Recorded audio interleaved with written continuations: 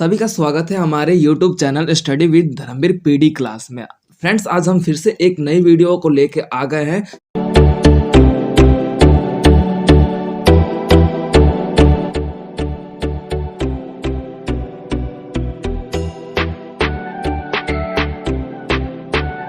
ये second year का BHDLA 137 जो आपका सेकेंड ईयर का कोड है हिंदी का। तो इसके फर्स्ट चैप्टर के बाद हम कवर अप कर चुके हैं, जिसका लिंक मैं आपको डिस्क्रिप्शन में मेंशन कर दूंगा। आप वहां से जाकर डायरेक्ट विजिट करके लिंक देख सकते हैं। ओके, अब उसके बाद हम बात कर लेते हैं आज के आपके सेकंड चैप्टर पे। तो आज हमारा सेकंड चैप्टर का नाम है उच्चरित और लिखित भाषा संप्रेषण के तत्व। उच्चरित और लिखित भाषा संप्रेषण के तत्व के बारे में बताएगा। हम इसमें ये पढ़ेंगे कि उच्चरित भाषा और लिखित भाषा का मतलब क्या होता है और संप्रेषण के तत्व क्या होते हैं। देखो, पहली बात तो ये है कि चैप्टर पढ़ने से पहले आपको ना चैप्टर का मतलब पता होना चाहिए। ये नहीं कि डायरेक्ट आप रूबरू होने लगे चैप्टर से। अगर देखो चैप्टर का जो नेम है, जो हेडिंग है, वो अगर क्लियर हो जाता है तो आप लोगों को चैप्टर आधा से ज्यादा कवर अप हो जाता है। ठीक है, तो अब हमारा क्या है, हम इसमें पढ़ेंगे उच्चरित और लिखित भाषा। देखो क्या है कि उच्चरित भाषा क्या होता है। भाषा एक पर्टिकुलर देखने को मिलता है, एक लैंग्वेज कहलाता है, जिसके प्रयोग से हम किसी भी व्यक्ति से वार्तालाप करते हैं। वार्तालाप का मतलब होता है कम्युनिकेशन करते हैं, यानी कि बातचीत करते हैं। एम आई राइट? अब ये उच्चरित भाषा जो है वो हमारे उच्चारण प्रोसेस पर निर्भर करता है।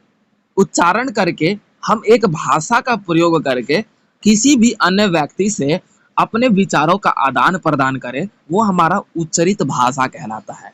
उच्चरित भाषा का मैं डेफिनेशन फिर से बोल रहा हूँ, ध्यान से सुनना। उच्चरित भाषा वह भाषा है जिसके माध्यम से हम अपने मुख के द्वारा एक शब्दों का, एक लिखित शब्दों का या फिर उच्चरित शब्दों का प्रयोग करके एक भाषा के माध्यम से हम अपने विचारों का आदान प्रदान दूसरे व्यक्ति से करते हैं, वो हमारा उच्चरित भाषा कहलाता है। अभी मैं क्लास दे रहा हूँ, कौन सा भाषा के माध्यम से क्लास दे रहा हूँ? टेल मी अबाउट योर उच्चरित भाषा के माध्यम से, यानी कि मैं अपने मुख के द्वारा उच्चारण कर रहा हूँ, वही हमारा उच्चरित हो गया। ठीक है, अब भाषा यानी कि मैं हिंदी में दे रहा हूँ, और संप्रेषण यानी कि आपसे बातचीत कर रहा हूँ, तो संप्रेषण यानी कि उच्चरित भाषा संप्रेषण, यानी कि जब हम एक व्यक्ति उच्चरित यानी कि उच्चारण करके किसी एक भाषा के माध्यम से, यानी कि एक पर्टिकुलर लैंग्वेज होता है, ठीक है, तो वो कम्युनिकेशन करे किसी भी अन्य व्यक्ति से, तो वो हमारा उच्चरित भाषा संप्रेषण कहलाता है। क्लियर हो गया सभी को यहाँ तक? अब उसके बाद हमारा आ जाता है लिखित भाषा संप्रेषण। अब लिखित भाषा संप्रेषण सेम वही आएगा, बस यहाँ पे उच्चरित के जगह पे लिखित हो जाएगा।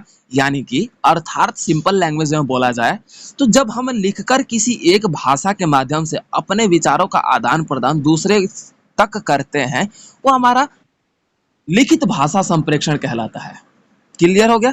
उदाहरण के तौर पे जैसे कि अभी आप लोग पीडीएफ के माध्यम से देख रहे हो कि पीडीएफ में हिंदी में कुछ लिखा हुआ है, भाई ये भी तो हमसे संप्रेषण कर रहा है, इसके भी तो लैंग्वेज हम समझ रहे हैं, ये भी तो एक भाषा है, ठीक है, हिंदी भाषा है, और ये लिखित रूप में, तो ये लिखित भाषा संप्रेषण कहलाता है।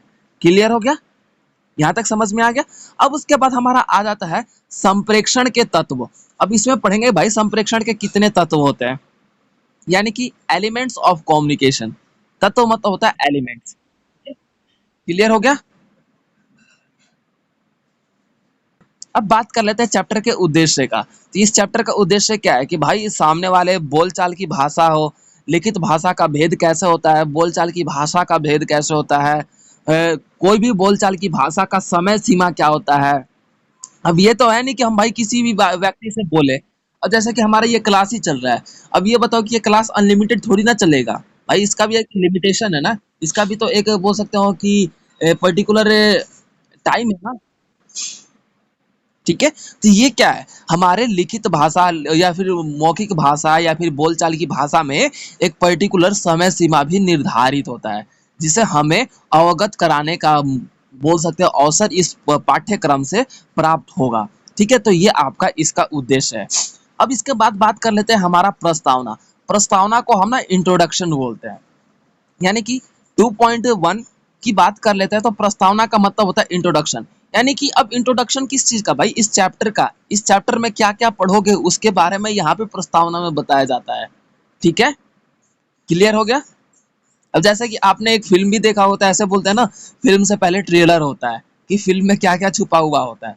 तो यही होता है कि यहाँ पे चैप्टर में क्या क्या बातें बोली जाएगी, क्या क्या बातें आप पढ़ोगे, तो वो हमारा प्रस्तावना में पहले ही जिक्र कर दिया जाता है, आपको अवगत करा दिया जाता है। अवगत यानी कि बोल सकते हो कि आपको उस तरीके से रूबरू करवा दिया जाता है उस चैप्टर से, तो वो हमारा प्रस्तावना कहलाता है।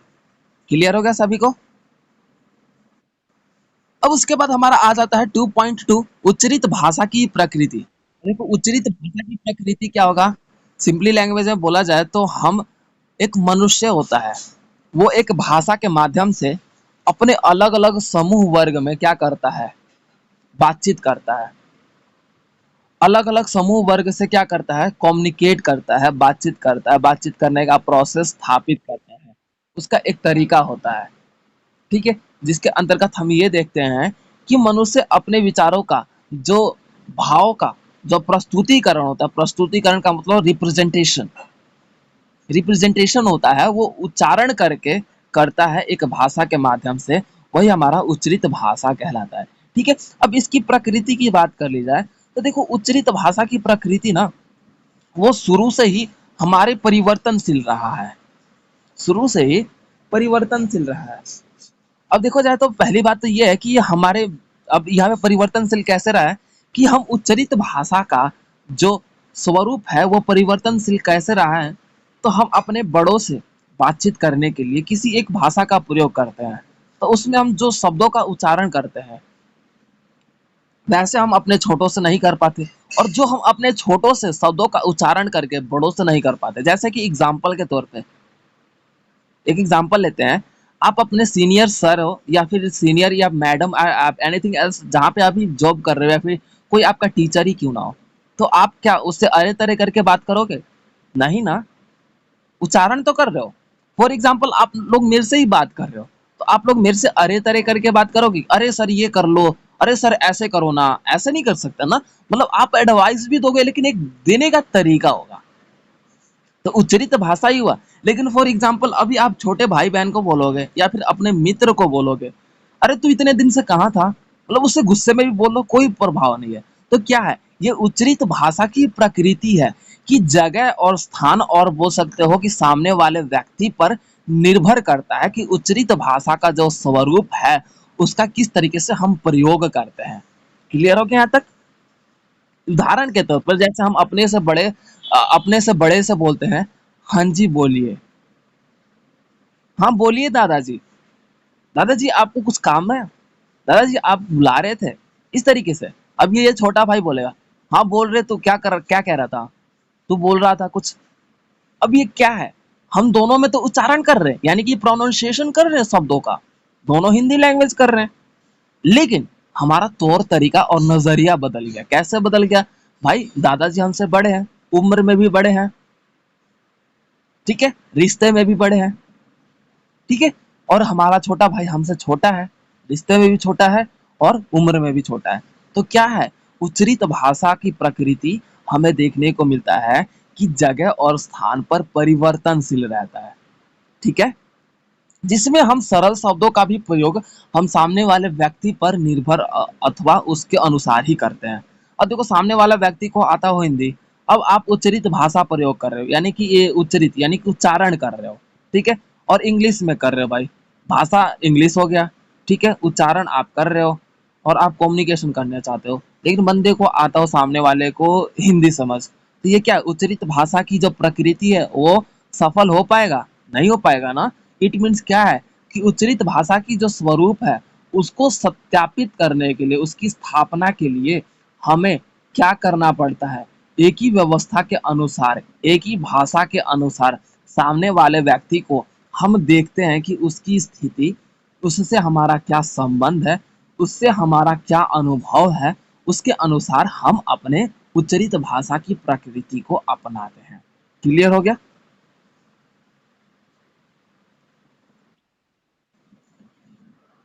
अब जैसे अब जैसे कि एक सिंपली लैंग्वेज में बोला जाए तो पहले हमारा आपने पढ़ा होगा कि पहले गद्य की जगह पे पद होता था। आपका खड़ी बोली की जगह पे ब्रिज भाषा होता था। अरबी, फारसी, उर्दू, ये सब भाषाएं हुआ करती थी। तो इसमें क्या है, व्यक्ति को समझने में कठिनाइयां होता था। कोई व्यक्ति बोलता था तो सामने वाला व्यक्ति समझ नहीं पाता था। तो क्या ये उच्चरित भाषा की जो प्रकृति है, समय समय पर बदलती गई, आपके परिवर्तनशील रहती गई। जैसे कि ब्रज में अवधी हो गया, मैथिली हो गया, मगही हो गया, ये क्या है, आदि भाषाओं का स्वरूप है जिनका हम प्रयोग करके अपने वार्तालाप को पूर्ण करते हैं या फिर अपने विचारों को दूसरे व्यक्ति के सामने प्रकट कर पाते हैं। क्लियर हो गया?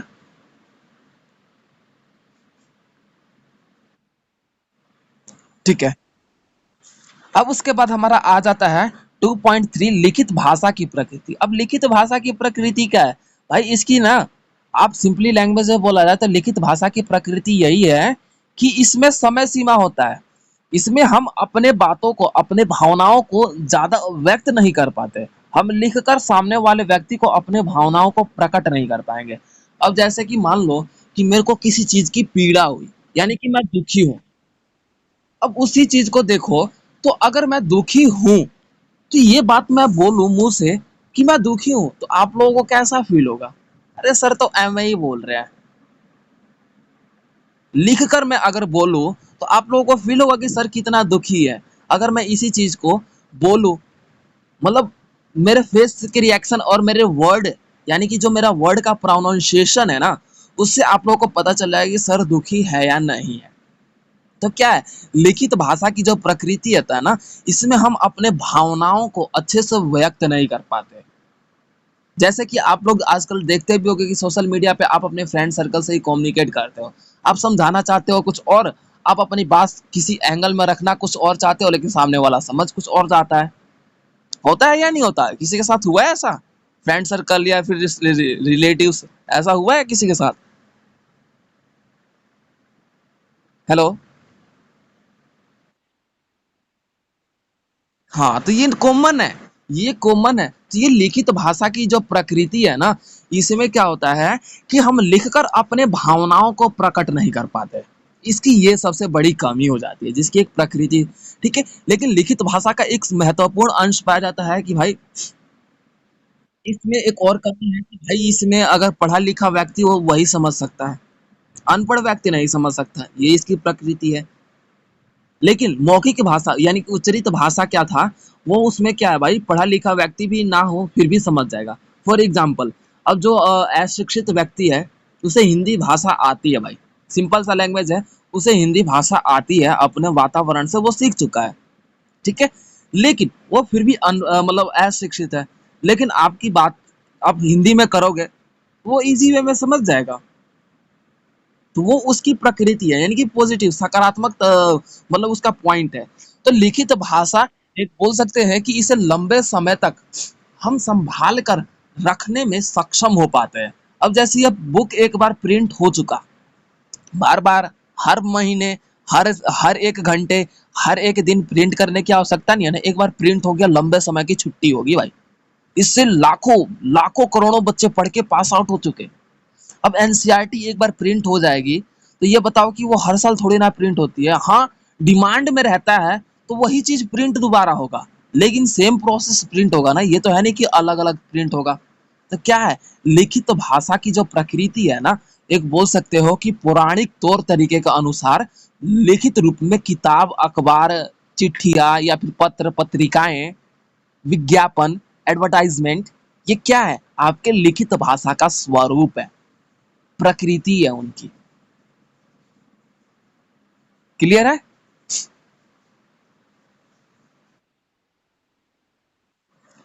अब उसके बाद हमारा आ जाता है 2.4, उच्चरित और लिखित भाषा के भेद। भाई, उच्चरित और लिखित भाषा के भेद। अब यहाँ पे भाषा के भेद की बात कर रहा है। देखो, पिछले कुछ सालों में ना, एक सिंपली लैंग्वेज में बोला जाए तो लिखित और उच्चरित भाषा का जो भेद है ना, उसमें काफी परिवर्तन आया है। पहले इंसान लिखना नहीं जानता था, पढ़ना नहीं जानता था, लेकिन आज का इंसान हर एक लैंग्वेज, फ्रेंच हो गया, स्पेनिश हो गया, डच हो गया, आपका पुर्तगाल हो गया, चाहे आप बोल सकते हो कि अलग अलग लैंग्वेज सीख रहा है। जैपनीज हो गया, ये सारे अलग अलग लैंग्वेज सीख रहा है, लिखना सीख रहा है, इसको बोलना सीख रहा है, उच्चारण करना सीख रहा है। तो क्या है, इसमें आज हमारा परिवर्तनशील रहा है। यानी कि आज हमारा जो टाइम देखा जाए, जो हमारा एनवायरमेंटिकल स्ट्रक्चर देखा जाए, वो क्या है, चेंजेस होता रहा है। लोग शिक्षित होते हुए, यानी कि एजुकेटेड होते हुए लोग क्या कर रहे हैं, अपने आप को और ज्यादा विकसित कर रहे हैं, डेवलप्ड कर रहे हैं, अपने लैंग्वेज को और ज्यादा विकास कर रहे हैं। ठीक है, तो ये हमारा जो उच्चरित भाषा का जो भेद है, उसको समझने के लिए हम अपने आसपास के वातावरण की स्थितियों को समझ लेंगे ना, वो क्लियर हो जाएगा। ठीक है, जैसे कि बात कर ली जाए, तो हम उच्चरित भाषा के भेद में हम अपने मित्र से ही उच्चारण करके अपने भाव को प्रकट करते हैं। जैसे कि हम बोलते हैं, तू बड़े दिनों बाद दिखाई दे रहा है, अब तो तू तो भूल भी जाएगा मुझे। हाँ, क्या जरूरत है तुझे याद करने की, बड़े दिनों बाद दिख रहा है, मत आता मिलने। ऐसे बोलते हैं ना अपने मित्र को, मिलते मिलते हैं तो ऐसे बोलते हैं ना। लेकिन अब इसी चीज को हम बोले, अगर हम अपने सर से मिले, सर से ऐसे बोले, सर आप बहुत दिनों बाद दिख रहे हो, वाह सर आपका ड्रेसिंग सेंस कितना अच्छा है, अब सर पहले से और ज्यादा मतलब अट्रैक्टिव हो गया, लाइक इट, ऐसे कि उनकी तारीफ ज्यादा करते हैं ना, ऐसा होता है। ये है, ये हमारे ह्यूमैनिटी है, कि जो रियल है उस चीज को हमें रियलिटी में एक्सप्लेन करना होता है। तो ये उच्चरित भाषा है। अब लिखित भाषा का स्वरूप भेद देखा जाए, तो पहले भाई आपका देखा गया कि लिखने का जो एक तौर तरीका था, वो अलग था, लेकिन अब उसका जो तौर तरीका है वो अलग हो चुका। ठीक है, जैसे कि बात कर ली जाए, तो हमारे सिंपली लैंग्वेज में बात कर ली जाए, तो आपको एक पहले लेटर का जो लिखने का तौर तरीका था वही आप देख लो। लेटर पहले आपको कैसे लिखा जाता था, कहाँ पे आपके सब्जेक्ट होते थे, कहाँ पे आपके डेट्स होते थे, कहाँ पे आपके बोल सकते टू द प्रिंसिपल होते थे, कहाँ पर आपके सिग्नेचर होते थे, कहाँ पर आपके फेथफुली योर काइंडनेस, या फिर जितने भी ये अलग अलग जो भी है, ये आप लोग कहाँ पे लिखते थे, राइट साइड में लिखते थे, लेफ्ट साइड में लिखते थे, कहाँ लिखते थे। ठीक है, सब्जेक्ट के लिए आपको एक लाइन गैप होना पड़ता है, ऊपर से भी नीचे से भी। डेट भी लिखो तो उसके लिए भी एक गैप होना चाहिए। तो ये क्या है, ये हमारा लिखित भाषा का एक भेद है। लिखित भाषा का स्वरूप जो है वो बदलता गया। ओवरऑल देखा जाए, इसकी व्यवस्था की कैपेसिटी देखी जाए, तो हमारे स्पीच हो गए, हमारे बोल सकते हो कि हमारे नोटिस हो गए, हमारे बोल सकते हैं कि एडवर्टाइजमेंट हो गए, हमारे वेडिंग्स कार्ड हो गए, या फिर अलग अलग जो आज हमारे लिखित रूप में हम किसी को नोटिस भी देते हैं, तो उसका भी तौर तरीका बदलता गया है। ठीक है, तो अब हम इसके बारे में देखेंगे कि उसके तौर तरीके में क्या चेंजेस आया है। तो ये क्या है, वर्तनी के स्तर पर। ठीक है, अब यहाँ पे वर्तनी के स्तर, ये वर्तनी का मतलब होता है बोलना। ठीक है, वर्तनी यानी कि जो हम, जैसे मैं अभी बोल रहा हूँ, ये हमारा वर्तनी है। ठीक है, क्लियर हो गया यहाँ तक। अब हम बात कर लेते हैं यहाँ पे वर्तनी के स्तर पर। तो यहाँ पे वर्तनी है, जैसे कि यहाँ पे मुसलमान, तो आपका लिखने का बोलने का तरीका जो प्रोनाउंसिएशन है वो अलग अलग तौर तरीके में बदलता गया। जैसे मुसलमान, पहले मुसलमान था, अब मुसलमान हो गया। कंजूस, अब आपका पहले था कल जुग, उसके बाद अब कलयुग हो गया। पहले कलयुग को कलजुग बोला जाता था। ठीक है, तो क्या है, ये बोल सकते हो कि उच्चारण करने का प्रोसेस है। ठीक है, पहले मद्रास होता था, अब मद्रास होता है। ठीक है, पही पहिवार पहिरावा, उसके बाद पहनावा हो गया। ठीक है, ये क्या है, अब उसके बाद भाप था, पहले अब भाप हो गया। ये क्या है, हमारे शब्दों का भेद हो गया, कि हमारे समय समय पर इन शब्दों में अब क्या तुष्टीकरण आया। तुष्टीकरण का मतलब यानी कि मतलब बोल सकते हो जैसे एक प्योरीफायर होता है, यानी कि वाटर प्योरीफायर होता है, कि मतलब पानी को छान कर बिल्कुल ही शुद्ध करता है। ठीक है, तो अब क्या है कि जो हमारे शब्दों का उच्चारण था ना, उसका हमने शुद्धिकरण कर दिया समय समय पर। ठीक है, तो वो हमारा यहाँ पे वर्तनी के स्तर पर बताया। अब यहाँ पे उच्चरित क्रिया रूप, अब यहाँ पे कहाए, कहे गए, कहाए क्या क्या होता है, कहे गए, आप बुक में देख सकते हो। तो ये आप ऐसे समझ सकते हो, बाकी इसमें ज्यादा आपको कंफ्यूज मत होना, कोई दिक्कत वाली बात नहीं है, टेंशन मत लीजिए। ठीक है, तो अब इसमें मैं एक और थोड़ी बात बता देता हूँ, कि यहाँ पे जो बोलचाल की भाषा होती है ना, जो आपके स्पीच होते हैं, ठीक है, जैसे कि स्पीच हो गया, चाहे आपके बोल सकते हो कि कोई भी स्पीच दे रहा है, चाहे अब जैसे एग्जाम्पल के तौर पे आप प्रधानमंत्री को ले लीजिए, नरेंद्र मोदी जी को ले लीजिए, वो अगर स्पीच देते हैं तो भाई वो बोलने वाले वो क्या होंगे, वक्ता कहलाते हैं। बोलने वाला व्यक्ति वक्ता कहलाता है, सुनने वाला व्यक्ति श्रोता कहलाता है। जैसे मैं अभी बोल रहा हूं तो मैं क्या कहलाऊंगा, टेल मी अबाउट एनीवन, वक्ता। ठीक है, और श्रोता कौन कहलाएगा?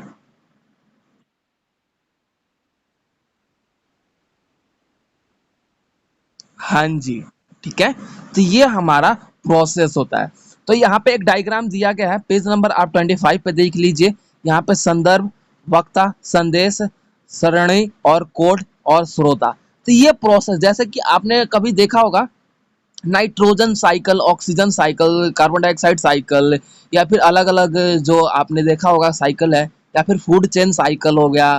ठीक है, देखा है ना, फूड चेन, या फिर आपने नाइट्रोजन साइकिल भी देखा होगा, रिसाइकल भी देखा होगा। तो ये क्या है, यानी कि सामने वाला व्यक्ति अगर बोल रहा है, फॉर एग्जाम्पल मैं अभी बोल रहा हूं, मैं क्या हो गया भाई, वक्ता हो गया। आप सुन रहे हो, फॉर एग्जाम्पल मैंने बोला कि ज्योति आप अपना नाम बताओ मेरे को, तो मैं हो गया वक्ता। अब ज्योति ने इस बात को सुना, वो श्रोता कहलाई। अब वही मेरे बात को सुनकर रिस्पॉन्स देगी कि सर मेरा नाम ज्योति है, तो वो अब वक्ता बन गई और मैं क्या बन गया, श्रोता बन गया। यानी कि सामने वाला व्यक्ति कब वक्ता बन जाए, कब श्रोता बन जाए, वो निर्भर करता है बात के तुष्टिकरण पे, कि सामने वाला व्यक्ति आपकी बातों को समझ पाया या नहीं पाया। क्लियर हो गया, यहां तक किसी को कोई डाउट?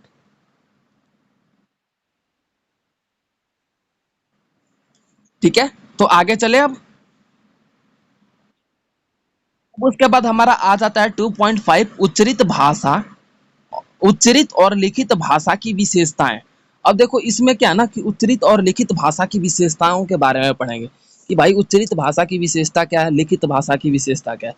पहली बात तो यह कि दोनों की अपनी अपनी स्थान पर अलग अलग विशेषता है।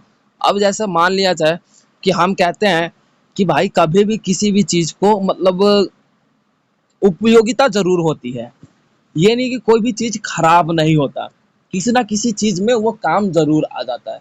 ठीक है, तो वैसे ही उच्चरित भाषा की भी विशेषता है, लिखित भाषा की भी विशेषता है। तो मैं आप लोगों को ये सिंपली लैंग्वेज में बता दे रहा हूँ, आप लोग लिख लीजिए कि भाई इनकी विशेषता क्या है। ठीक है, हेलो। देखो उच्चरित भाषा की विशेषता सबसे बड़ी बात यह है ना, कि इसमें समय की बचत होती है, समय की बचत होती है। उदाहरण के तौर पे जैसे कि मैं अभी क्लास दे रहा हूँ, फॉर एग्जाम्पल अगर मैं इसी चीज को, हर एक वर्ड को लिखता, फिर उसके बाद आपको समझाता, लिखने में टाइम खत्म हो रहा है या फिर बोलने में टाइम खत्म होता है? एनीवन टेल मी अबाउट, जिससे कि लिखने में टाइम ज्यादा लगता है या फिर बोलने में? ओके, ठीक है। तो उच्चरित भाषा की सबसे बड़ी विशेषता क्या है, कि ये समय की बचत करता है, लिखित भाषा समय की खपत करता है। ठीक है, अब लिखित भाषा की विशेषता की क्या बात कर लेते हैं, तो ये लंबे समय तक इसे हम संभाल कर रख सकते हैं। ठीक है, उच्चरित भाषा बोल सकते हैं कि ये क्या है, लोकप्रिय पाया जाता है। लिखित भाषा की विशेषता बाय देखी जाए तो इसे हम सीक्रेटली यूज कर सकते हैं। सीक्रेटली यानी कि बोल सकते हैं कि, ये बोल सकते हैं कि छुपा कर, या बोलो चुपके चुपके जो है ना, मतलब जैसे कि अपनी कुछ बात को हम सीक्रेटली रखें, तो उसके लिए हमारा लिखित भाषा की विशेषता महत्वपूर्ण मानी जाती है। ठीक है, उच्चरित भाषा में हम एक समय में बहुत से लोगों को संदर्भित कर सकते हैं। लिखित भाषा में एक से एक समय में लोगों को संदर्भित करने के लिए समय तथा आर्थिक स्थितियों की बड़ी मात्रा में जरूरत पाई जाती है। इसकी सबसे बड़ी कमी होगी। अब लिखित भाषा की विशेषता की बात की जाए तो भाई लिखित भाषा की विशेषता की बात की जाए तो इसमें गूंगे व्यक्ति भाई इसे लिखकर अपने बातों को प्रकट कर पाते हैं। लेकिन उच्चरित भाषा की विशेषता की बात की जाए तो भाई इसमें अशिक्षित लोग भी अपने विचारों को एक भाषा के माध्यम से प्रयोग करके बातचीत कर सकते हैं। उदाहरण के तौर पे भाई जो गरीब लोग हैं वो अशिक्षित है, लेकिन वो अपने एक भाषा हिंदी भाषा के माध्यम से अपने भावों को प्रकट तो कर पा रहे हैं ना। क्लियर है? एम आई राइट? तो ये इनकी सबसे बड़ी विशेषता है। ठीक है, अब यह है कि उच्चरित भाषा का जो स्वरूप है वो महत्वपूर्ण रूप से फैला हुआ है, यानी कि ये लोकप्रिय है। और लिखित भाषा का जो स्वरूप है वो सीमित है, आवश्यकता अनुसार इसका प्रयोग किया जाता है। ठीक है,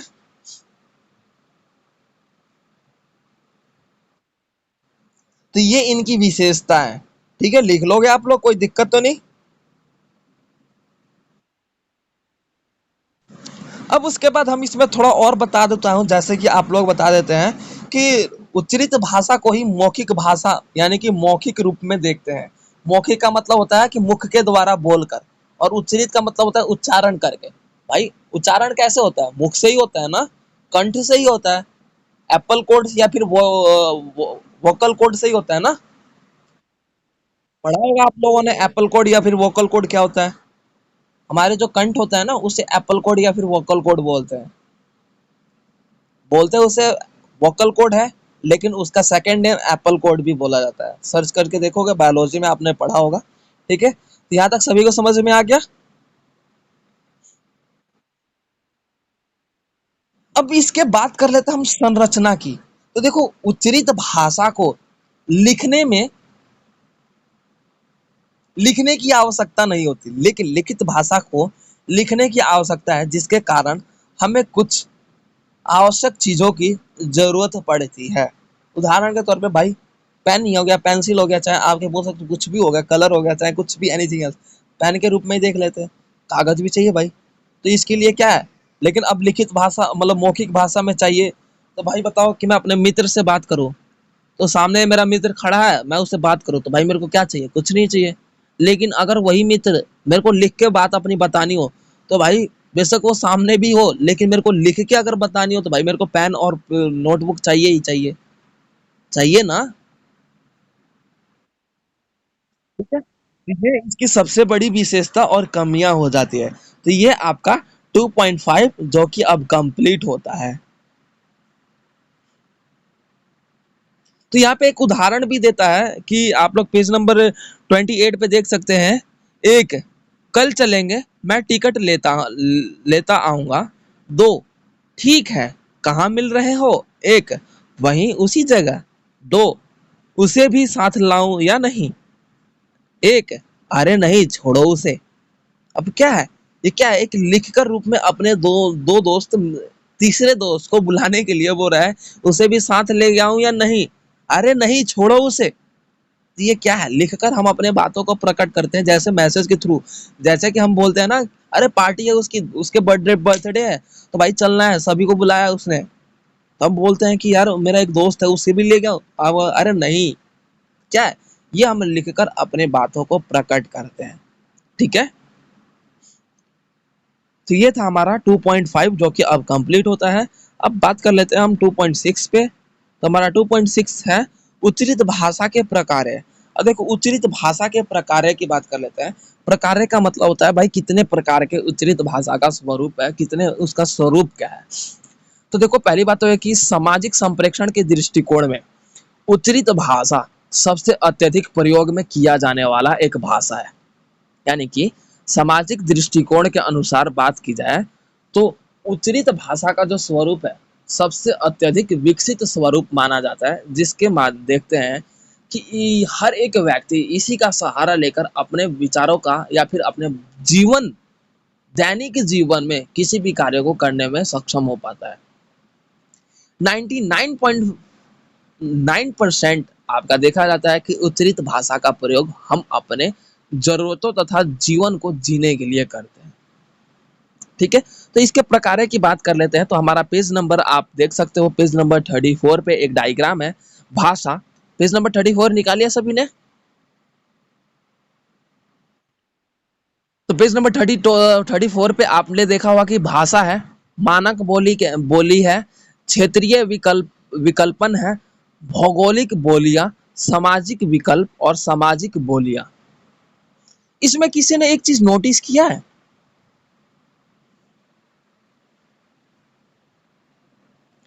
कि भाई हम उच्चरित भाषा में जो हम भाषा का प्रयोग करते हैं, सामाजिक व्यवस्था में कैसा होता है, सामाजिक बोलियां उसमें कैसी होती है, तथा हमारा भौगोलिक बोलियां यानी कि लैंग्वेज कैसा होता है। देखो, हम समाज में अपने जीवन को जीने के लिए समाज में अलग अलग लोगों से वार्तालाप करते हैं, चाहे हमारे पड़ोसी हो गए, रिश्तेदार हो गए, एनीवन कोई भी हो गया। तो भाई उनसे हम वार्तालाप करने के लिए क्या करते हैं, या तो फिर हम ऐसे व्यवस्थाओं का स्वरूप अपनाते हैं जिसके तहत हम ये देखते हैं कि सामने वाला व्यक्ति हमारे समाज में जो है हमसे किस तरीके से वार्तालाप करता है या फिर किस तरीके से व्यवहार करता है। आपने देखा होगा कि जैसा करनी वैसी भरनी, यानी कि जैसा जो करता है उसके साथ हमें वैसा करना चाहिए। तो हम क्या करते हैं, देखते हैं अपने भाई हमारे समाज में हमारे से जो व्यक्ति बात कर रहा है वो किस तरीके से बात कर रहा है, हम उसी तरीके से उससे बातचीत करते हैं। तो ये क्या उच्चरित भाषा के प्रकार हो गए। ठीक है, अब इसी चीज को हम अपने अब घर में तो फॉलो नहीं कर सकते ना। अब मान लो कि हमारी मम्मी कभी हम पे नाराज हो गए, फॉर एग्जाम्पल हमारा पड़ोसी हम पे नाराज हो गया, तो भाई उसकी नाराजगी आप नहीं सह पाओगे। गलती भी होगी फिर भी ना के बराबर ही आजकल कोई सहता है। लेकिन अगर हमारी मम्मी हम पे नाराज हो जाती है, अब ये है कि कोई उल्टा बोल देगा, बहुत से ऐसे होते हैं बोल भी देते हैं आज के टाइम पे। लेकिन हमारे संस्कार हमें क्या दिखा रखे हैं कि अपने माता पिता से कभी उल्टा नहीं बोलना चाहिए। एम आई राइट? तो इसके अनुसार आप देखा जाए तो आप अपने माता पिता को कभी उल्टा बोल दोगे अगर वो हमसे तेज आवाज में बोल दे किसी भी कारणवश, तो आप नहीं बोल सकते ना। तो ये उच्चरित भाषा के प्रकार हैं कि आप उच्चरित भाषा हमारे समाज में हमारे भौतिक व्यवस्था में किस तरीके से हम संलग्न कर रखे हैं, यानी कि अपने अंदर समाहित कर रखे हैं। ठीक है, उच्चरित भाषा का जो स्वरूप है किस तरीके से हमारे अंग में, हमारे बोल सकते हो कि मतलब बॉडी लैंग्वेज में प्रस्तुत होता है। ठीक है, तो उच्चरित भाषा का ये स्वरूप है। ठीक है, जिसमें हमारा एक इंजीनियर हो गया, एक डॉक्टर हो गया, एक बोल सकते हो पेशेंट हो गया, आपका बोल सकते हो एक प्रिंसिपल हो गया, एक डाकघर हो गया, या फिर एक डाकिया हो गया। ठीक है, ये सब क्या है, ये एक मतलब बोल सकते हो प्लेटफॉर्म है, या फिर बोल सकते हो कि एक जरिया है जहां तक ये माध्यम से देखा जाए तो ये इंसान सक्सेस है। ठीक है, तो इनका एक अलग अलग तौर तरीका है। भाई डॉक्टर का एक अलग लैंग्वेज होगा, इंजीनियर का एक अलग लैंग्वेज होगा। तो उनके लैंग्वेज से, उनके उच्चारण के करने के प्रोसेस से ही आप समझ जाओगे कि ये किस फील्ड में है। आप ऐसा देखे जाता है ना कि कई बार सामने वाला व्यक्ति व्यक्ति बोल रहा है तो उसके बोलने से, उसके व्यवहार से पता चल जाता है कि हाँ यार ये इस फील्ड में होगा। ऐसा होता है किसी के साथ, किसी ने नोटिस किया है? तो यही यही आपका उच्चरित भाषा का प्रकार्य है कि भाई हम जिस फील्ड में रहते हैं, हमारे वातावरण के अनुसार हम उस फील्ड में जिस तरीके से बोलते हैं वो बोली हमारे अंदर समाहित हो जाती है, हमें उस चीज की आदत हो जाती है। अब उदाहरण के तौर पे एक टीचर है, टीचर को क्या है ना कि कुछ भी समझाने के लिए ना वो उदाहरण जरूर देता होगा। अब मेरे घर में सबसे बड़ी कमी क्या है कि मेरे घर वाले भी, एक एग्जाम्पल देता हूँ, अपने ऊपर ही दे रहा हूँ, कि मेरे घर वाले भी ऐसे बोल देते हैं कि तू एग्जाम्पल देके समझाता है, हाँ टीचर है ना, तेरे डीएनए में तो यही होगा। तो वही है कि मतलब एक इंजीनियर की बात की जाए तो इंजीनियर की बात करने के लिए भाई वो भी किसी से बोलेगा ना तो वो अपने मतलब फील्ड के बारे में ही, फील्ड को लेके ही एग्जाम्पल दे देगा। तो क्या है, ये उच्चरित भाषा के प्रकार हैं कि हमारा जो समाज है, जो हमारा सामाजिक विकल्प है, उसके अनुसार हमारे वातावरण में, हमारे उच्चारण करने के प्रोसेस में हमारा वो झलक दिखता है। ठीक है, वो स्थिति दिखती है। तो ये हमारा उच्चरित भाषा के प्रकार था। ठीक है, जिसमें हमारा आ जाता है क्रोध भी आ जाता है, प्रेम भी आ जाता है, वार्तालाप भी आ जाता है, मिठास भी आ जाता है, आश्चर्य भी आ जाता है। तो ये हमारे उच्चरित भाषा के प्रकार हैं। ठीक है, ठीक है। अब उसके बाद हमारा लिखित भाषा के प्रकार है। अब देखो लिखित भाषा के प्रकार क्या हो जाएंगे भाई। तो लिखित भाषा के प्रकार क्या है, ये स्मृति के में सहायक होता है। यानी कि लिखित भाषा को क्या है, ये इसे हम लंबे समय तक संभाल कर, ये क्या है कि हमारे मेमोरी को सपोर्टिव होता है। लिखित भाषा हमारे मेमोरी को सपोर्ट करता है।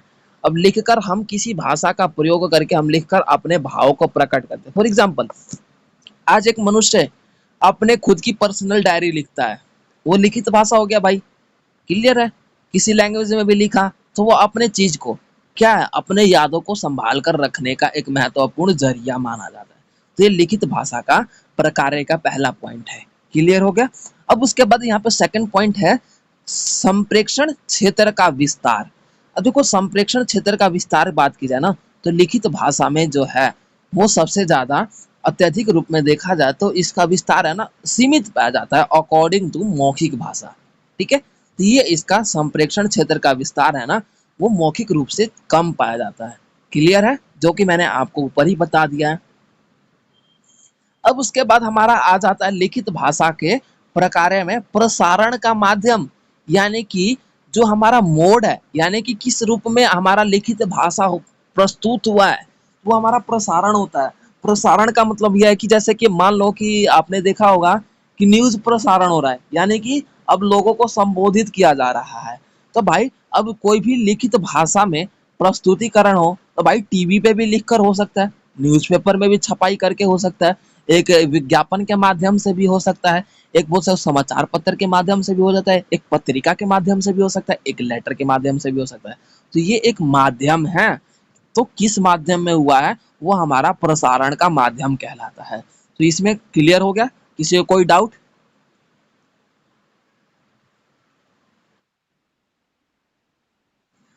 ठीक है। अब उसके बाद हमारा आ जाता है 4 पॉइंट सामाजिक नियंत्रण। अब देखो सामाजिक नियंत्रण की बात कर ली जाए तो लिखित भाषा में सामाजिक नियंत्रण होना जरूरी है, क्योंकि जाहिर सी बात है उदाहरण के तौर पे भाई आप लिख रहे हो कुछ, अब मान लो कि सिंपली लैंग्वेज से बोला जाए तो आपने नोटिस किया होगा कि समाज में कई बार बहस हो जाती है दूसरे व्यक्ति से, तो सामने वाला व्यक्ति कुछ ऊट पटांग से शब्द प्रयोग कर देता है, फिर उसे पूछताछ हो जाती है तो कहता है कि हाँ मैंने तो नहीं बोला, क्या प्रूफ है कि मैंने बोला, सुनाओ मुझे, दिखाओ मुझे कि मैंने क्या बोला। अब यही बात है, अगर लिखित रूप में हो जाए, लिखित रूप में कोई व्यक्ति कुछ उटपटांग बातें लिख दिया हो तो भाई वो लिखित रूप में है, हम उसे दिखा सकते हैं, देखो भाई बोल रखा बंदे ने। ये सामाजिक नियंत्रण है, जिसमें हमारा ये देखने को मिलता है कि जो हमारा लिखित रूप में जो स्वरूप है ना उसमें क्या है, हम वही शब्दों का प्रयोग करते हैं ताकि सामने वाले व्यक्ति को ठेस ना पहुंचे, सामने वाले व्यक्ति से आपके जो भाषा है उससे आघात ना पहुंचे, जिसमें हमारा ये सामाजिक नियंत्रण कहलाता है, ठीक है। अब उसके बाद हमारा आ जाता है लिखित भाषा की प्रकार्य में हमारा प्रतिक्रिया। अब जैसे कि मान लो कि लिखित भाषा में सबसे बड़ी बात है कि प्रतिक्रिया होना जरूरी है भाई। अब मान लो कि मैंने एक लेटर लिखा, यहाँ पे मैंने लिखा प्रीति को लेटर कि प्रीति कल है ना क्लास है ना 2 बजे से 3 के बीच होगा। तब ये है कि मैंने ये बता दिया, अब इस चीज को मैंने रेफर किया कि प्रीति है ना ये इन्फॉर्मेशन आप ग्रुप में डाल देना, आज मैं बिजी हूँ इसलिए ग्रुप पे फोन ऑन नहीं किया, लेकिन मैंने आपको लेटर लिख दिया। तब ये प्रीति अब सोचो कि मैं तो इनके उम्मीद पर रहूंगा, अब प्रीति ये काम नहीं करेगी, मैं तो मतलब उनके मतलब आंसर क्या वेट करूंगा कि हाँ क्या बोल रही हैं, डालेंगी या नहीं, अगर नहीं डालेंगी तो फिर मैं कहीं और देखूंगा, किसी और स्टूडेंट को बोलूंगा। तो क्या है ये प्रतिक्रिया है, रिएक्शन है कि भाई जो मैंने एक्शन किया उसका रिएक्शन मेरे को मिल रहा है या नहीं मिल रहा। तो यही है कि लिखित भाषा में जब हम कुछ भी बोलते हैं तो सामने वाला व्यक्ति हमारे उत्तर या फिर हमारे जो विचार है उससे किस तरीके से सहमत हुआ है या फिर किस तरीके से वो एग्री हुआ है, उसके लिए हमारा वो प्रतिक्रिया कहलाता है, क्लियर हो गया।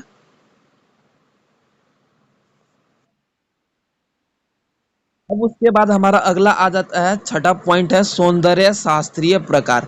अब देखो लिखित भाषा में हम क्या है भाई अपने शब्दों का सुसर्जित तरीके से प्रयोग करते हैं, तो ऐसा ऐसा लगता है जैसे कि कई बार देखा होगा आपने कि बहुत से बच्चों का जो आंसर होता है लिखने का उसका तरीका इतना बढ़िया होता है कि मतलब हर एक टीचर उससे क्या हो जाता है मोहित हो जाता है। तो मतलब ये क्या है, तो हमारा लिखित भाषा का सौंदर्य शास्त्रीय प्रस्ताव प्रकार्य है कि हम अपने जो सौंदर्य व्यवस्था को किस तरीके से प्रस्तुत करके मतलब दूसरे को मन मुग्ध कर दे, मन मुग्ध का मतलब है कि स्थिर कर दे भाई, सामने वाला व्यक्ति हमारे सौंदर्य या मतलब लिखित रूप में देखकर हमारे मतलब मोहित हो जाए।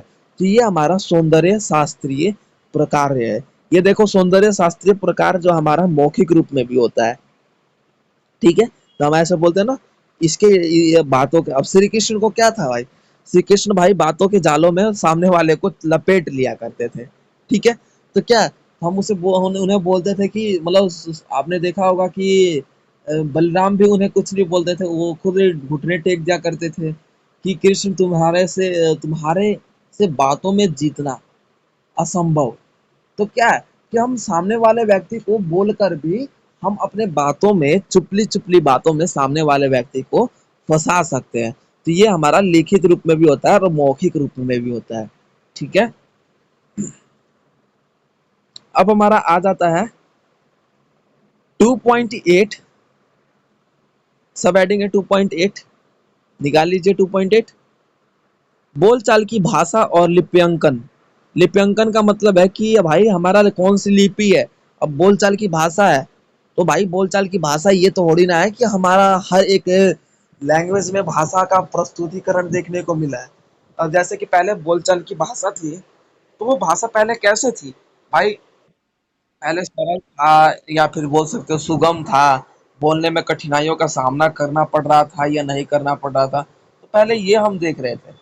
लेकिन आज के टाइम पे देखा जाए तो बोलचाल की भाषा का जो लिप्यंकन है, जिसमें हमारा अलग अलग जैसे नाटक हो गया, कहानी हो गया, उपन्यास हो गया, या फिर बोल सकते हो चरित्र चित्रण हो गया, बोल सकते हो यात्रा वृतांत हो गया, तो इनमें क्या है भाई, हमारी अलग अलग भाषा है, बोलने की प्रस्तुतिकरण है, ठीक है। तो इन भाषाओं का जो प्रस्तुतिकरण है, पहले हम क्या करते थे, अपने बोलचाल की भाषा में हम ये अपनाते थे कि राम राम, जय श्री कृष्णा, ओम नमः शिवाय, ये शब्द आज का हमारे हमारे आसपास वातावरण में दिख रहा है, हमारे भाषा में जो दिख रहा है। आजकल तो ऐसा बोलते हैं जैसे कि राम राम ताऊ, ऐसा लग रहा है जैसे ताऊ को मारने को हो रहे हैं बच्चे, मतलब हद है, मतलब इनका कम्युनिकेशन लैंग्वेज ज्यादातर ये हरियाणा के होता है, हरियाणा में होता है। मैं ये नहीं कह रहा है कि वो रिस्पेक्ट नहीं देते, लेकिन मतलब जिस एंगल में वो बोलते हैं ऐसा लगता है जैसे कि आपको वो लग रहा है कि हाँ, उनकी मतलब उनकी टोन ही ऐसी, तो उस एंगल में हम उन्हें गलत नहीं बोल सकते, उनकी टोन ही ऐसी है, ठीक है।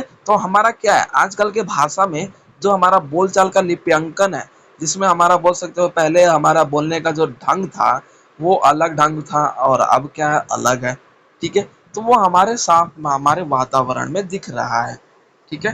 क्लियर हो गया। उदाहरण के तौर पे आज जैसे कि हम ज़्यादातर देख सकते हैं कि आज हमारे बच्चों को कोई टीचर मार देता है, तो सामने वाला बंदा ये नहीं सोचता कि चलो टीचर है, बच्चों को पढ़ाई के ऊपर ही मारा होगा। सामने वाला बंदा ऐसा लगता है जैसे कि हाँ, तूने मेरे बेटे को मार कैसे दिया, हिम्मत कैसी, तू होता कौन है, बस यहाँ पे पढ़ाने के लिए भेजा जाता है, तो वही काम कर, मारने का अधिकार मैंने तुझे नहीं दिया। आजकल ये पेरेंट्स का थिंकिंग है, ये आजकल ये पेरेंट्स की थिंकिंग हो चुकी है, जिसके कारण क्या है कि हमारा मतलब ये मानसिकता, जो हमारे ये जो थिंकिंग है, हमारे इस थिंकिंग के कारण हमारा जो समाज है ना, वो बहुत ही ज्यादा आगे जाके भुगतान कर रहा है। क्या भाई, पेरेंट्स कोई बच्चे छोड़ दे रहे हैं भाई, उनको लिमिट में रखने का जो प्रोसेस है, एक तो विद्यालय और दूसरा विद्यालय के बाद हमारा खुद का घर, और इन्हीं प्रोसेस में बंदे को कंट्रोल नहीं किया, तो भाई वो तो समाज से तो बहुत सारी बातें फालतू फालतू सीख रहा है। अब मेरे को ये बताओ कि यहाँ पे बहुत कम, मैं ये नहीं कह रहा कि आप लोग गलत स्टूडेंट हो, लेकिन ये बताओ, खुद ही अपने दिल पे हाथ रख के बताओ कि यहाँ पे ऐसा कौन हमारे आसपास वातावरण में होता है कि हमारे समाज में आज अच्छी शिक्षा बची है, या फिर कोई अच्छा शिक्षा या फिर अच्छा ज्ञान दे रहा हो। कोई नहीं दे रहा होगा। कोई ये तक नहीं बोल रहा होगा कि तूने 12th कर लिया, तेरे को बीए करने के बाद तेरे को बीएड करना चाहिए, एमएड करना, एमए करना चाहिए, क्या करना चाहिए, कोई नहीं बोलेगा, क्योंकि भाई भले का जमाना ही नहीं है। तो ये हमारा समाज हो चुका है, ठीक है। ठीक है। अब हमारा अगला पॉइंट आ जाता है 2.9, लिखित भाषा पर उच्चरित भाषा का प्रभाव। अब इसमें देखेंगे कि लिखित भाषा पर उच्चरित भाषा का प्रभाव कैसे पड़ा भाई। पहली बात तो यह कि सबसे बड़ा प्रभाव यह था कि भाई लिखित भाषा में हम हर बार हम हर एक टॉपिक को लिखित भाषा में नहीं समझा सकते। अब उच्चरित भाषा का प्रभाव पड़ा, देखो शब्दों का पकड़ पकड़ देखो क्या बोल रहा है, लिखित भाषा पर उच्चरित भाषा का प्रभाव, यानी कि जो लिखित भाषा है ना, उस पे उच्चरित भाषा भारी पड़ गया, ठीक है। यानी कि पहले लिखित भाषा बड़े पैमाने पे अपनाया गया, लेकिन अब उसे उच्चरित भाषा अपनाया जा रहा है। भाई क्यों? क्योंकि हम हर एक बात को लिख कर प्रस्तुत नहीं कर सकते ना। फॉर एग्जाम्पल हम घर पे ही रहते हैं, हम अपने घर में मम्मी हमें खाना खिलाती है तो हम बोलते हैं मम्मी हमें 2 रोटी और चाहिए। अब ये बताओ हम ये लिख के मांगेंगे कि मम्मी मुझे 2 रोटी और चाहिए, पढ़ लो एक बार और मेरे को उसी का अनुसार उत्तर दो कि बेटा मैं दे रही हूँ, उसके बाद रोटी लेके आओ। ऐसा तो नहीं हो सकता ना।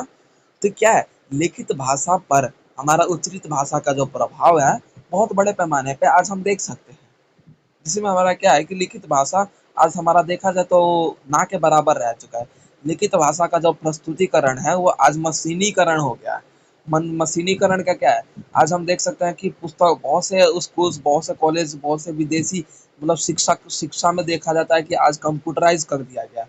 पुस्तकों का कोई इस्तेमाल ही नहीं है, लिखित भाषा स्वरूप है ही नहीं, पुस्तकों का कोई अंश ही नहीं मिला रहा। तो क्या है, लिखित भाषा का जो स्थिति है धीरे धीरे समाप्त होता जा रहा है। लिखित भाषा का जो स्थिति है पूर्ण रूप से खत्म होता जा रहा है। ठीक है, क्लियर हो गया। और सबसे सबसे बड़ी बात तो ये है कि हमारे भारतीय समाज के द्वारा ये गलत नहीं था। भारतीय समाज के द्वारा ये हमारे लिखित भाषा का जो स्वरूप है वो हमारे गुरुकुल शिक्षा के माध्यम से बहुत ज्यादा विकसित रूप में समाप्त हुआ था। क्योंकि देखो गुरुकुल की जो शिक्षा थी ना वो उचित भाषा की, उच्चरित भाषा का जो स्वरूप में ही मिला था हमें। पहले इंसान को लिखना पढ़ना थोड़ी ना जानता था, पहले उच्चारण करना सीखा था ना इंसान ने। तो पहले वो शब्दों का पकड़ जाना, ठीक है, लिखना तो उसके बाद में ज्ञान आया। ठीक है, तो पहले लोगों ने क्या उच्चरित भाषा के माध्यम से ही अपनी शिक्षा ग्रहण किया और लंबे समय तक उस चीज को याद रखने की उनकी कैपेसिटी थी। जिसका एक पॉजिटिव पॉइंट क्या था ना कि उच्चरित भाषा का जो स्वरूप था वो उस समय से ही हमारा चलता हुआ आ रहा है। हमारे भारतीय सभ्यता और हमारी भारतीय संस्कृति में, हमारे भारतीय संस्कृति में गुरुकुल हुआ करते थे। गुरुकुल में बच्चे पढ़ते थे तो भाई उस समय लिखने की सुविधा नहीं होती थी। तो भाई उन्हें हर चीज जो उनको एक गुरु बताते थे वो अपने याददाश्त के थ्रू ही याद रखते थे। जिसके कारण पहले लोगों की जो कैपेसिटी थी, आईक्यू लेवल था, वो बहुत ही ज्यादा था। ठीक है, तो ये आज हमारे समाज में उच्चित भाषा का जो स्वरूप है आज फिर से विकसित होने लगा है। ठीक है, तो ये था आपका 2.9 जो कि अब कंप्लीट होता है। तो इसमें आपका देखा जाता है कि कुछ पॉइंट्स दिए गए हैं जिसके माध्यम से हमारा जो स्वरूप है वो प्रस्तुतिकरण में बताया जा रहा है कि हाँ भाई इसके माध्यम से हमारा लिखित भाषा के माध्यम के बिना हमारा देखा जाता है कि उच्चरित भाषा का स्वरूप हम अत्यधिक रूप में अपनाते हैं। क्योंकि देखो जैसे कि बात कर ली जाए तो हम अपने बातों को प्रकट करने के लिए भाई विराम चिन्ह का प्रयोग बार बार नहीं कर सकते। अब यहाँ पे क्या है, उच्चरित भाषा में हम क्या करने करेंगे, भाई हमें लिखने के लिए आवश्यक पुस्तकें हमारे जो बोल सकते हो बुक्स चाहिए, पेन चाहिए, नोटबुक चाहिए। लेकिन हर जगह पे हम ये लेके घूम नहीं सकते ना। तो हम उन्हें उच्चरित भाषा का स्वरूप ज्यादा अपनाया। तो यही है इसका सबसे बड़ा प्रभाव। अब उसके बाद विराम चिन्हों का प्रयोग, अब विराम चिन्हों का प्रयोग हम करते थे उसके कारण हमारा क्या है भाई, हमें पता ही नहीं चलता था कि लिखित रूप में हमें कहाँ पे विराम चिन्ह लगाने हैं। तो क्या हमने उच्चरित भाषा को ही अपना लिया था। ठीक है, तो ये आपका बोल सकते हैं कि उच्चरित भाषा मोटे अक्षरों का ज्ञान हो गया। ये आप पढ़ के समझ सकते हो, बाकी कोई डाउट हो तो आप लोग मेरे से बिल्कुल पूछ लेना। ठीक है, क्लियर हो गया यहाँ तक सबको? 2.9 क्लियर हो गया, अच्छे से बताइए। अब उसके बाद हमारा आ जाता है 2.10 सारांश। देखो सारांश का मतलब होता है छोटा सा अंश। जैसे कि आपने 10th 9th में पढ़ रखा होगा कि साइंस के बुक में, साइंस के चैप्टर्स के एंड में आपको एक ब्लू बॉक्स में समरी हुआ करता था। तो सारांश उसी को समरी के रूप में देखा जाता है कि आपने इस पूरे चैप्टर में पढ़ा है, कौन कौन सी बातें पढ़ी है, वही हमारा सारांश कहलाता है, यानी कि चैप्टर का छोटा सा अंश कहलाता है। ठीक है, तो हमने इसमें पढ़ा कि बोलचाल की भाषा, लिखित भाषा क्या हो, उसकी जानकारी क्या है, हमारे स्वरूप में, हमारे इस क्षेत्र में किस तरीके से परिवर्तनशील रहा है, हमारे आम मतलब आम जीवन में हमारा ये जो स्वरूप है किस तरीके से हमने अपनाया, किस तरीके से इसका विकास किया, ये हमारा पूर्ण रूप से सारांश कहलाता है। क्लियर हो गया सभी को? तो ये आपका सेकंड चैप्टर कंप्लीट हो गया। इसका फर्स्ट चैप्टर और कुछ वीडियोस जो है मैं आपको डिस्क्रिप्शन में मेंशन कर दूंगा, आप वहां से जाके लिंक पे डायरेक्ट फर्स्ट चैप्टर को विजिट कर लीजिए। कि फर्स्ट चैप्टर में क्या था, ताकि आप लोगों को अच्छे से क्लियर हो जाए। ओके एवरीवन, तो ये आपका चैप्टर सेकंड नंबर।